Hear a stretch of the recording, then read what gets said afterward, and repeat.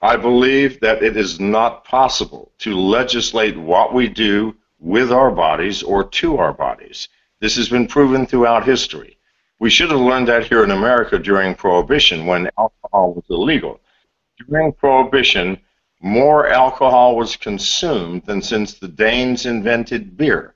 Nothing changed. I don't take drugs. I haven't taken drugs for 35 years, but I was addicted to heroin. And I can promise you, sir, that the addiction is its own punishment. We do not need to punish you further.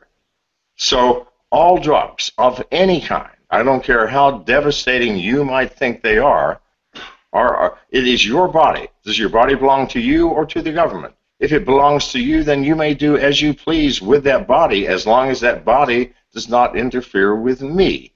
So we can't legislate drugs. By legislating, we further impose suffering, hardships, and total madness on a society. And we have created the most vicious and brutal criminal organization the planet has ever seen with the Sinaloa cartel.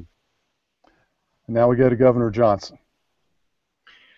Well, good news, bad news when it comes to marijuana. In 1999, I was the highest elected official in the country to call for the legalization of marijuana, 1999. Bad news, 2016, I'm still the highest elected official to call for the legalization of marijuana. Now, Bernie Sanders, I guess, rolled out of bed sometime during the last year, hit his head, and he's also espousing legalizing marijuana. Thank you very much, but I think that has to do a lot with his popularity currently. Look, I think 90% of the drug problem is prohibition-related, not use-related. That's not to discount the problems with use and abuse, but that should be the focus. I believe that President Obama will deschedule marijuana as a Class 1 narcotic as he leaves office. He's had this opportunity prior till now. I don't know why he hasn't done it, but I just hope he does it going out the door. That will make a difference. I also believe that California will vote to legalize recreational marijuana, and that will really be a tipping point nationally. Thank you. Mr. Petersen.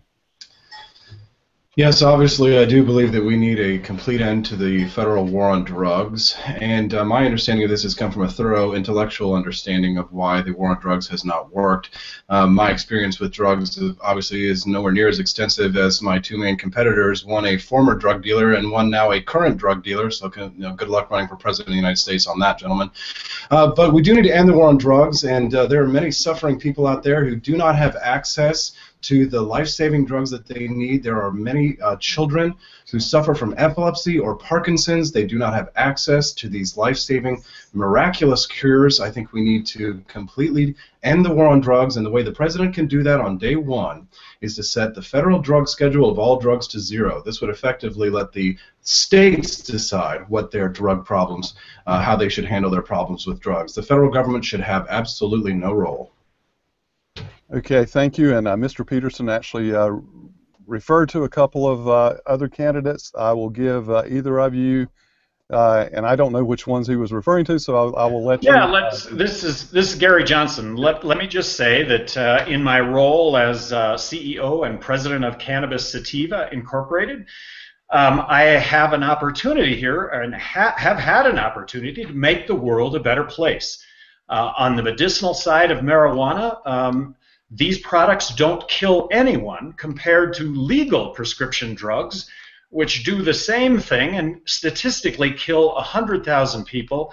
And then I have always maintained that by legalizing marijuana, it will lead to less overall substance abuse because people are going to find it as such a safer alternative than everything else that's out there, starting with alcohol. And that's the campaign that Colorado used to legalize marijuana, that marijuana is safer than alcohol. So my role as President, CEO of Cannabis Sativa, make the world a better place. Thank you, Governor. Proud of it. Mr. McAfee, I was the one referred to as the fast drug dealers.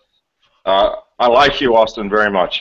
And I would recommend that since you have very little experience with it, that you spend an afternoon with me dropping 2 hits of acid. It will change your life. I do not recommend drugs for anyone, but I'd be happy to do that for you, sir. I'm not going to take it with you. I don't take it anymore, but I'll make sure you don't try to fly off of a building, okay? Okay. Great, thank you.